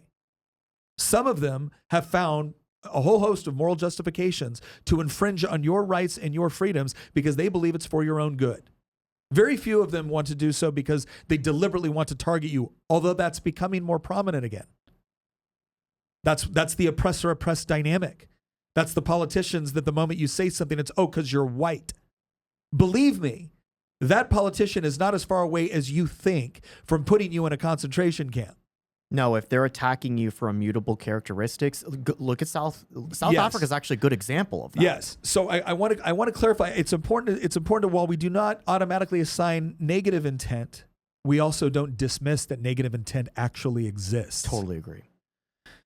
That leads us to the second question and what we promised our audience in the very beginning. So what do we do about it? What do we do about it? Well, let me first and foremost say that there are things that we can do with respect to firearms which can assist in this problem. Now, one of the things that we've said, like the practical, because you said there's a practical consideration, which is usually what politicians like to try to deal with. What are the practical considerations that they feel that they can control through regulation, taxation, or law? The metaphysical questions are a lot more difficult. But interestingly enough, they can be very, very connected. How so? Politicians cannot control the metaphysical, obviously, but they can create conditions whereby people come to very, very bad conclusions about reality, morality, truth, etc. So, for instance, if we can accept that human beings are incapable of perfection, which is not something that I think some of our colleagues in politics believe. But if we can accept that we're not capable of perfection, because in Christianity, we explain this through a sinful nature, right? That there are, and there's a difference between self-interest and selfishness, but there's this concept of us to where obviously we desire things, we want things, and then we seek out the moral justification to get the things that we want. Those can be good moral justifications, they can be bad ones. Now, when you create a morality that is, arbitrary, or when you create a morality that is ultimately relative, and then what does Nietzsche offer as the solution for that? Well, you need the strong man to come in and organize society. Okay, well, who constitutes what the strong man is? Is it the guy that's just able to wield power more effectively or efficiently? No, it's the will to power. That's certainly what you saw with Hitler.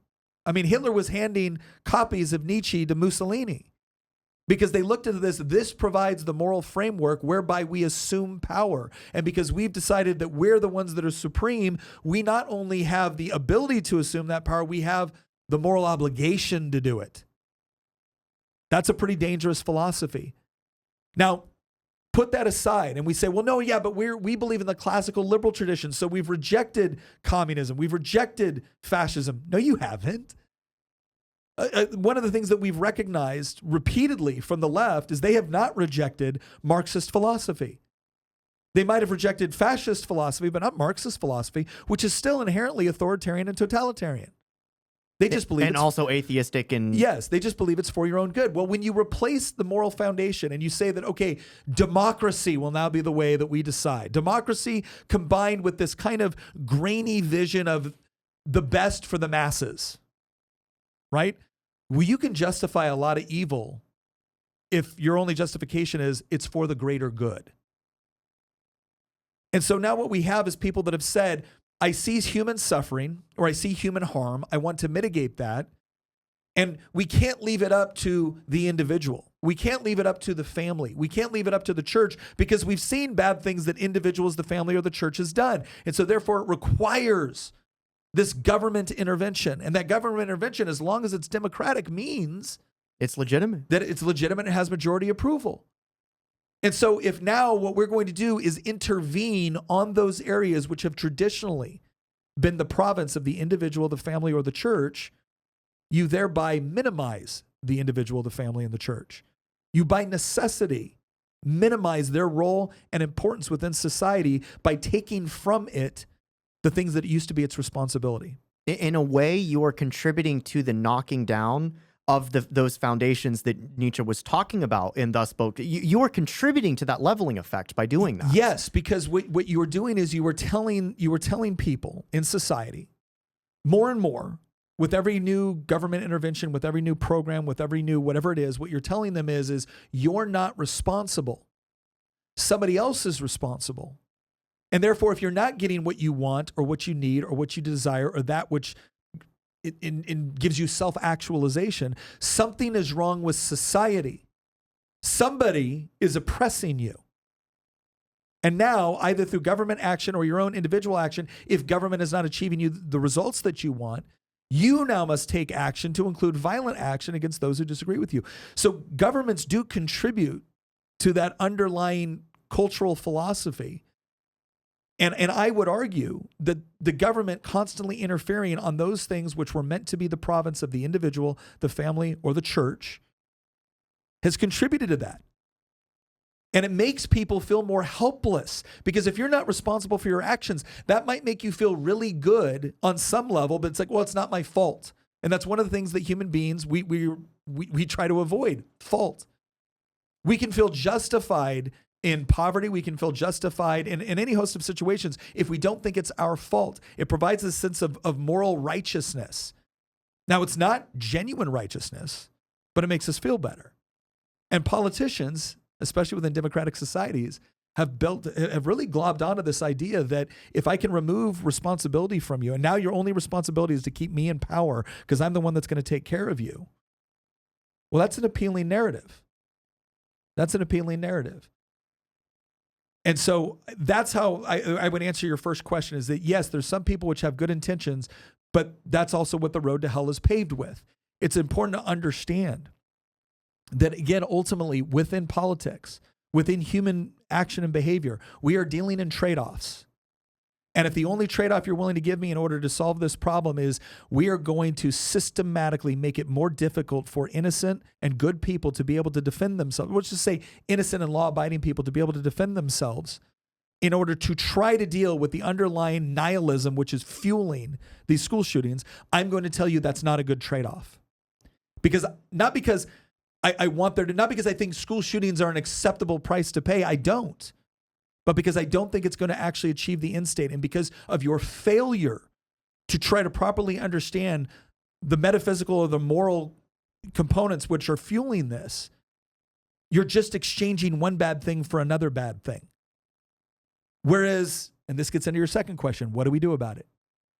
If we can understand that adopting a moral framework and certainly teaching a moral framework to kids, which essentially tells them that you are nothing but an accident of evolution. You have no ultimate meaning or purpose within life. Meaning and purpose don't even exist. Meaning and purpose don't even exist. Evil and good don't even exist.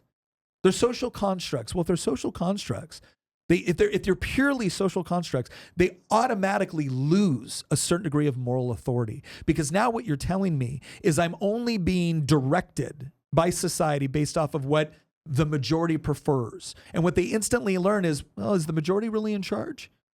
Or are certain interests really in charge? Because they certainly have a whole host of politicians telling them, no, you're not in charge. It's this evil interest, and I'm your advocate. Well, what happens when politicians find themselves completely incapable of dealing with the existential issues that they've promised you they can deal with? You're going to add on to that already sense of hopelessness and lack of purpose and an entirely different new level of it, which is going to cause you a certain degree of frustration, which at some point is going to drive you to act out, to want to shock the system in such a way that it changes. If we really want to make schools safe, let's look at a couple of practical and a couple of metaphysical or foundational things that we can use. The practical ones is, look, if you're someone that has demonstrated violent behavior, and by that I mean you're someone that has been prosecuted for violent behavior, you're someone that has, I'm not talking about trumped up violent behavior. I'm not talking about you denying transgenderism is violence. I'm talking about you've actually committed acts of physical violence against other people in order to get what you want. If you want to restrict that person's gun rights, I will help you do it. I will help you do it. Because the gun rights that we possess are in part an acknowledgement that you living in society, you have a right to be able to defend yourself, and you should be able to access some of the tools available in order to properly do that. But if you then use that tool in a violent way to violate the law or to violate the basic morality, which infringes upon the rights of other human beings, yes, we as a society have a right to look back at you and say, no, you don't get this anymore. And the reason why you don't get this is because you abused it. You abused it to the detriment of innocence. But what's fascinating to me is the same politicians that will scream that we need to violate the rights and liberties of tens of millions of people that did nothing wrong will then go over from the Public Safety Committee to the Courts of Justice Committee and advocate why we need sentence credits and why we need to let the very people that perpetrated acts of violence against innocent people out of jail early. That doesn't comport. That's a real thing, by the way. I have seen that happen because there was one year where I sat on the Public Safety Committee and the Courts of Justice Committee, and to watch the same politicians argue to infringe on the liberties of tens of millions of people that have done nothing wrong, and then walk into another committee and say, oh, we need to let people out of jail early, even violent offenders. What? 2020 was a year when Democrats controlled. They had a trifecta in Virginia. It was the summer of love. Remember that? And you would have Democrats that would sometimes the same person, not even just the party, that would carry a bill, a gun control bill, to disarm innocent law-abiding people. And then they would carry a bill to let violent criminals out of prison. Yeah. So part of it is about understanding that, yes, we can place restrictions on people that have actively engaged in physical violence toward others in order to achieve their ends. I'm willing to have discussions with people on how we determine whether or not somebody is dealing with a certain degree of mental illness. Like, for instance, not only diagnosed, but actively taking psychotropic drugs. Like, is there some sort of restriction that we want to place on that? I'm willing to have that conversation. Now, I don't want to create a situation where any sort of therapist or, magistrate can determine, oh yeah, you're dealing with mental health issues, we're going to take your guns. I want there to be strict criteria because I don't want there to be mission creep. I don't want there to be people abusing the intent of the law in order to achieve an objective, which is way outside the intent of the law. Yeah, that's red flag laws. That's red flag laws. That's red flag law. That's where all of a sudden I've given a magistrate who doesn't even have a law degree the ability to confiscate your property, not because you've been guilty of a crime, but because somebody filed a complaint against you. I don't want that. So those are some of the practical things that we can do around firearms. Here's another practical thing that we can do with respect to school security. Now, I'm not going to get into the whole school choice thing. I'm a big advocate of that, but I want to leave that within the school choice conversation for right now. Okay. If you actually want to protect schools, and we've done this, like several times in Virginia, we've tried to pass bills that allowed for the expansion of security within schools. And it's amazing how often our Democrat colleagues, restrict it. And they restrict it for one of two reasons. They'll say the solution is not more guns in schools, to which I ask the question, okay, great. When something bad happens in a school, when something violent and kids need protection, what's the first thing that you do? Oh, you call people with guns to show up to the school? So if you can acknowledge that when the bad thing is taking place, you want good guys to show up with guns, why can you not acknowledge the good people with guns already there might prevent the bad thing from taking place? That seems like a pretty logical conclusion in my mind. Why wouldn't you harden the targets? I've noticed, Democrat legislator, you sit in a building surrounded by armed guards. Are you afraid of them? Do you believe that what the legislature needs is not more guns? Because last time I checked, none of you have voted to defund your own security located at this Capitol. But when we suggest that perhaps enhanced security within schools might be appropriate, you all of a sudden believe that guns aren't the answer. Well, they're certainly the answer for your protection. I don't see why they wouldn't be for kids' protection. Second of all, they'll say that, well, if we have more law enforcement in schools, that's going to contribute to the school-to-prison pipeline. Okay, fine. We'll have more security, but they won't have any police powers. They're just there to provide security. They don't report. They don't do anything else. Nope, they still don't want it. Okay, well, at some level, now I'm questioning, what is your true motivation? Is your true motivation to make sure that we're doing practical things to make sure that schools are safer and that if something bad happens, there's somebody available to respond immediately? Or do you want to use this crisis in order to achieve a political objective that you already had without the crisis? So those are some of the practical things that we can do right now that would address the inappropriate use of firearms. What do we do on the metaphysical side? Well, this is where we go into one of the other things that you'll notice, and it's not in every case. I think it's important to understand this. It's not in every case that every single one of these school shooters grew up in a horribly abusive family or with father absenteeism, but most of them did. And so one of the things I think it's important for us to acknowledge is that ultimately you don't solve this issue or a litany of other issues that the country is facing without saving the family. If you want to look at our prison system, if you want to look at violent behavior, one of the most common attributes across the board is a breakdown of the family, and specifically a lack of a positive male role model within the home. So have there been any political or legal actions that have taken place over the last several decades that has significantly diminished the role of fathers in the home? Oh yeah, you bet you. Everything from custody battles, everything from how we deal with divorce, everything from how our music industry, our entertainment industry, and yeah, I'm not sitting here trying to advocate for government regulation of music and entertainment and whatnot. I believe in free speech. I believe in freedom of expression.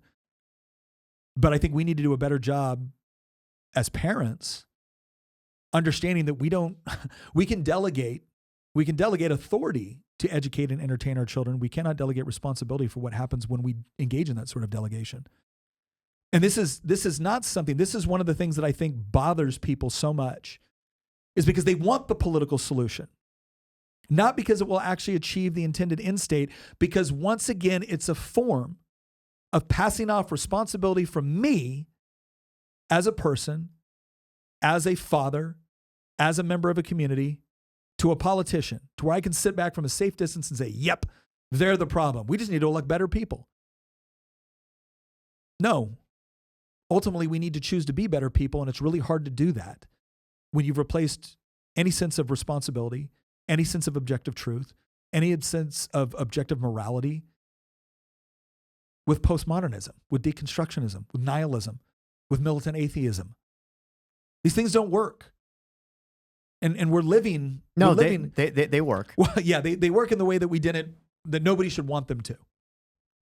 But here we are. Here we are living, and this is the part too that drives me nuts, is because, again, some of the politicians and activists shouting the loudest, I want to look back at them like, we're living in the world you helped create. And you want to blame the gun? I didn't espouse this moral philosophy. I didn't espouse nihilism. I didn't espouse constant focus on oppressor and oppressed, manufactured oppression and oppressed. I didn't focus on manufactured grievance. You guys did.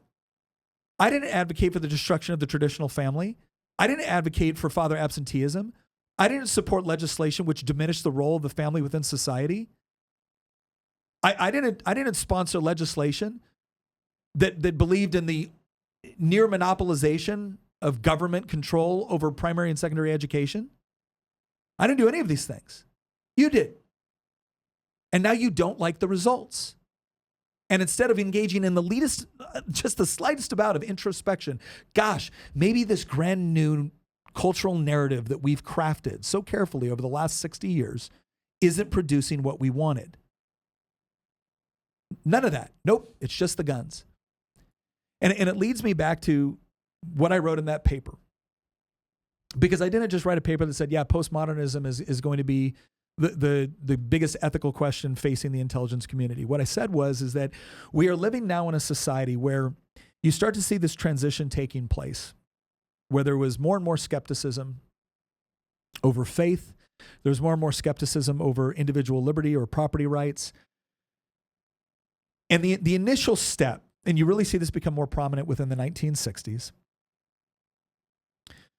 was we wanted to get rid of what was considered to be the traditional norms. And some of it was based on the idea of the Civil Rights Act, which, again, I think we understood that there was drastic problems with the way that we treated people in this country based off of the color of their skin. And there was the desire to rectify that. And there was a need to rectify a lot of it in the law. Now, we can argue all day long about some legislation versus other legislation, but second and third order effects. Obviously, we needed to. There were certain things that needed to take place legally that ensured that, everybody could be equal members with respect, that people could achieve equality before the law, right? That was a noble cause. That was a noble and an appropriate role for government.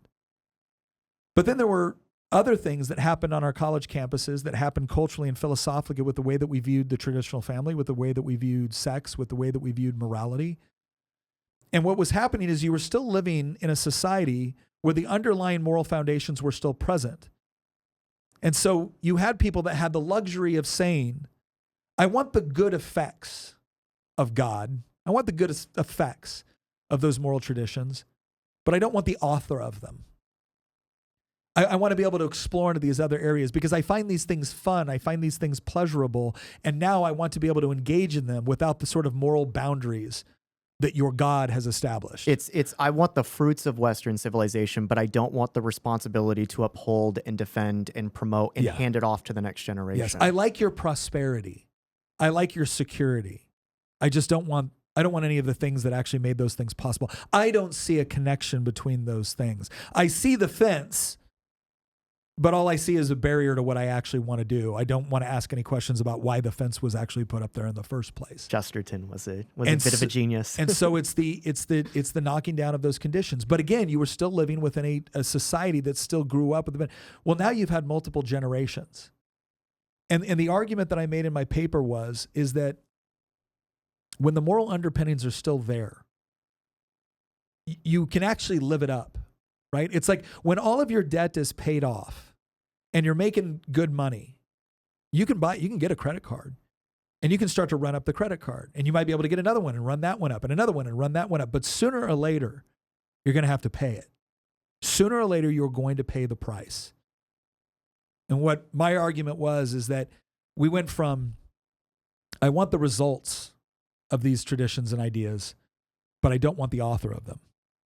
And then it was, I want the results, but I don't want the author, and I don't even want the moral traditions, the boundaries that have been put in place in order to achieve those results. I just want the results. And I believe the results can be achieved through all of these other things. And now we're living in the grisly aftermath where you told people there's no objective truth, there's no objective morality. The height is your identity. The only moral purpose that you have is to divide society between oppressor and oppressed, and then to concentrate power in such a way as to hurt the perceived oppressor, real or perceived, in order to benefit the oppressed. And the oppressed can be anybody that fits conveniently within our political narrative. And so all of a sudden, you have some people going, whoa, no, we just meant free love. We just meant love is love. Like, okay, well, this person loved to do something else. This person's self-actualization was not reading poetry in the coffee shop. This person's manifestation of self-actualization was hurting innocent people because he believed they had it coming. Now, what are you going to do? Are you going to look at them and say they're morally wrong? You have no grounds to do so. What morality? By what objective standard do you impose yourself? Are you an oppressor now? By imposing your moral standards upon me? That violates my sense of identity. So they've worked themselves into this morally relativist corner, and they don't know how to get out of it. And so their solution is we'll take the guns away.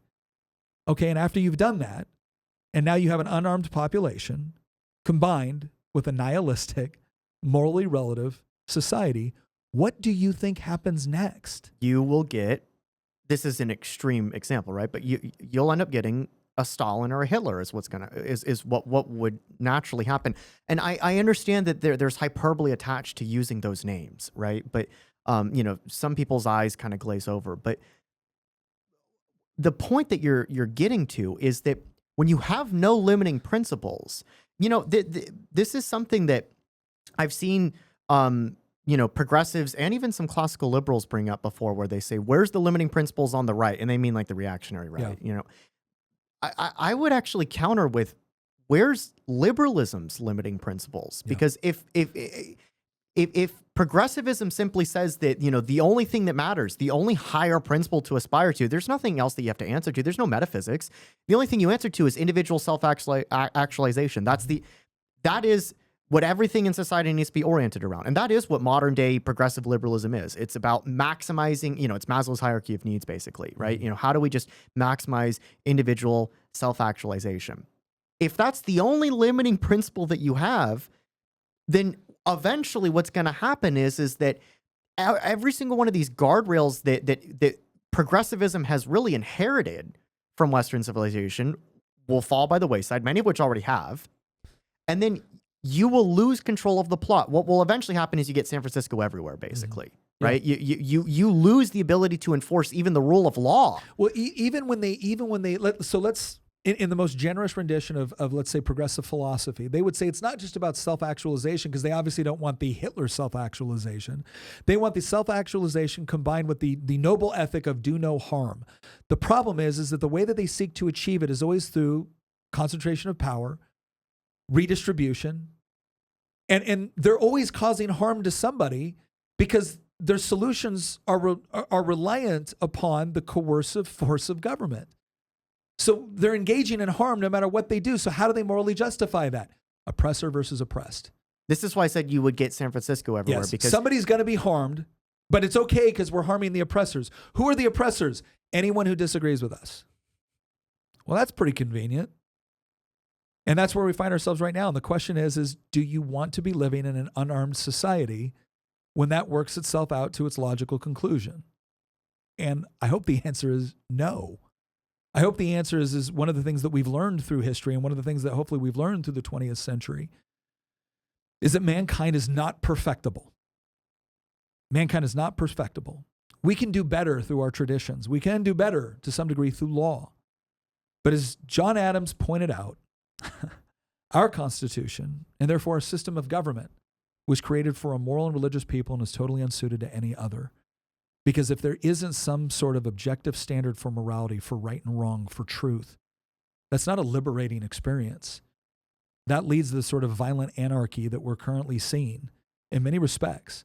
And anarchy calls out not for peace and the maximization of freedom, it calls out for authoritarianism and eventually totalitarianism.